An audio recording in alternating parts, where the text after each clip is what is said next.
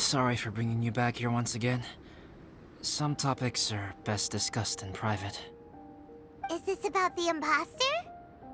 That's right. I have to say, Traveler, I'm very surprised you noticed the difference between me and the imposter. Yes, this mark. Perhaps it's where it all began. Ooh, sounds like the beginning of a big story. Keep going. Well, I can't deny that what I'm about to say does sound like something from a children's storybook. So, what do you think this diamond-shaped mark means? A tattoo?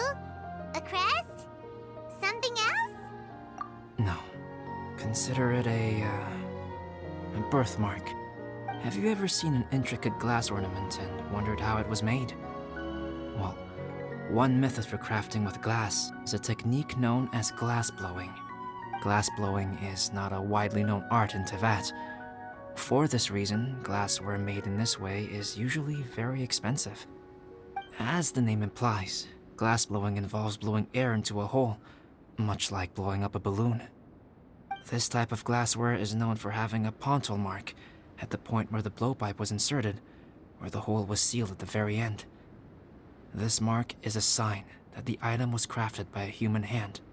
Sounds kind of amazing. It is a wondrous and beautiful art form.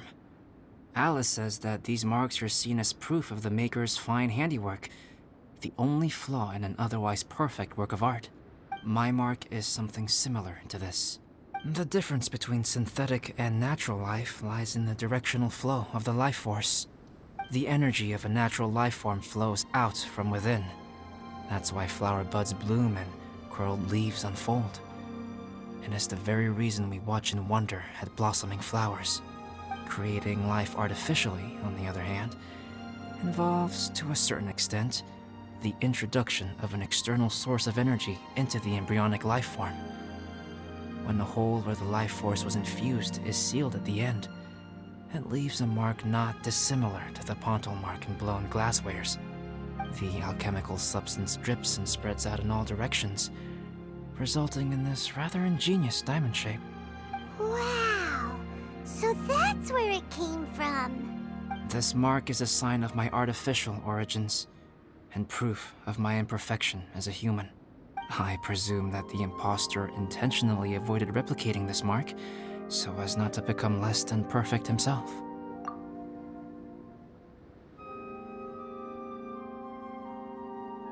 You are fundamentally different from other people. I have few qualms about sharing my secrets with you. Just as Paimon said, it all sounds like a story. Even if you were to tell anyone else, they would regard it as nothing more than a tall tale. The transcendent and miraculous are not the only things to which human beings aspire. They pursue the everyday, the ordinary, to a far greater extent than I would have ever imagined. People like to believe that those who are thoroughly different from themselves could only ever exist in stories. It makes things much easier. Or, in other words, all the unfathomable things we've seen recently would make good material for a novel. I have friends who write novels. If they wrote this story, it'd probably be even more complex.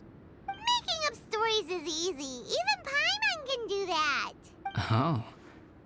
I didn't know you had that kind of talent. Paimon's the best guide in Teyvat. Making up stories is a piece of cake. In that case, how about we have a storytelling contest? We can base our stories on the events of the last few days. Sounds great. But we still have to help out the Adventurers Guild. I understand. Creativity is something that cannot be rushed. Take your time, and come back when you have found some inspiration. We'll see whose story is more compelling. Deal! Okay, we'll regroup with the Adventurers Guild for now. Sure.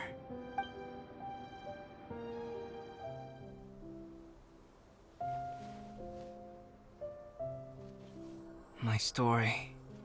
Yes, I should have known. Master's failed specimen in the dragon's belly. This is where the story truly begins.